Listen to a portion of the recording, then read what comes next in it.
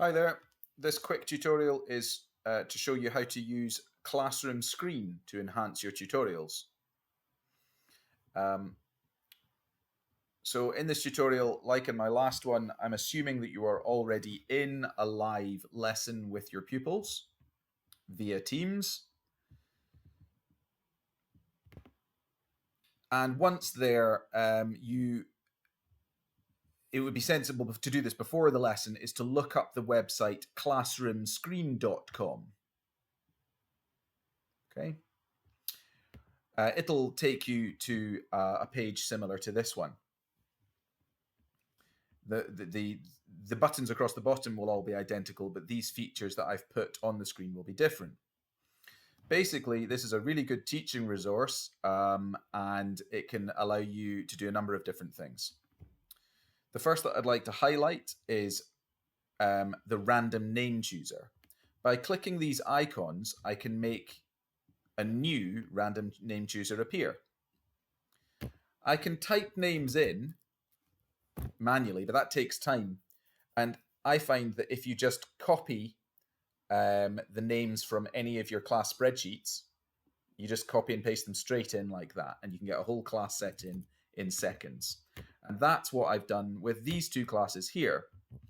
And it allows you to randomly choose names, and that can open up pupils more to the idea of contributing verbally in their online lessons because it feels less like they've been picked on unfairly. The second thing I'd like to identify to you is the QR code button. The QR code button just needs to be pressed and you can see a new QR code has appeared.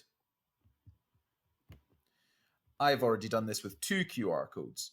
One is to my website where I host all of my lessons, and the other is to my YouTube account where I have other lessons I've recorded, etc.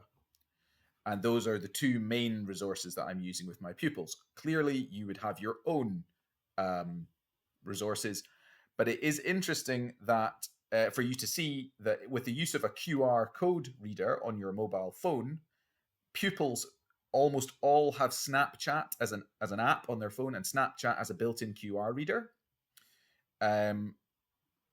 You can scan the QR code and that will then take them directly on their phone to whatever website it is you want them to look at. And that's a very powerful thing to be able to do. All you need to do is to have copied the URL, that is the address that you find in this bar at the top of the screen, for a website of your choice into this space here. And that's it. It's done. So you can actually do that with very little preparation.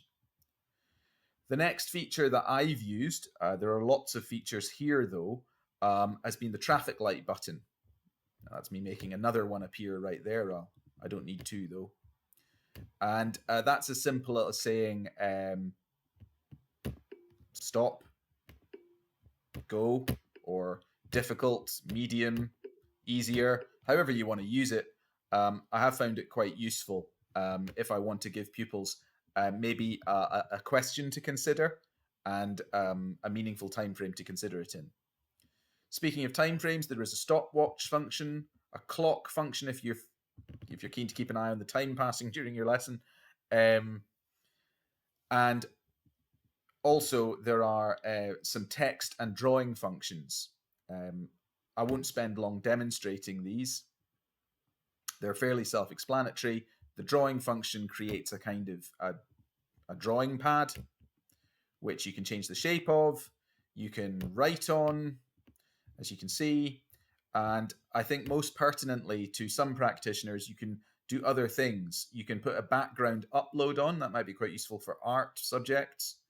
Or for maths and sciences and music, you see you can put... you can change the background to a score, or you can change the background to a mathematical grid. So really useful tool this for sharing sharing the lesson.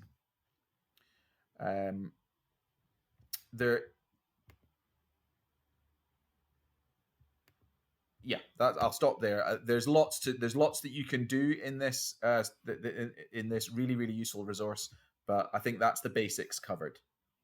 Okay, I hope you found that useful. Again, if you have any questions, just ask.